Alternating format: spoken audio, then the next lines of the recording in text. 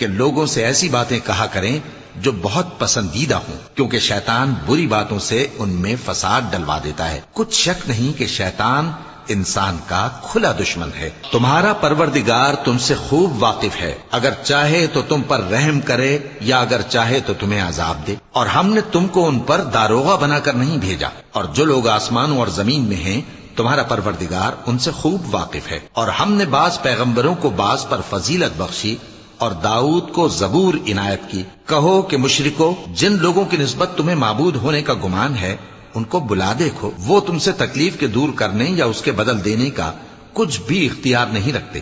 یہ لوگ جن کو اللہ کے سوا پکارتے ہیں وہ خود اپنے پروردگار کے ہاں ذریعہ تقرب تلاش کرتے رہتے ہیں کہ کون ان میں اللہ کا زیادہ مقرب ہوتا ہے، اور اس کی رحمت کے امیدوار رہتے ہیں اور اس کے عذاب سے خوف رکھتے ہیں۔ بے شک تمہارے پروردگار کا عذاب ڈرنے کی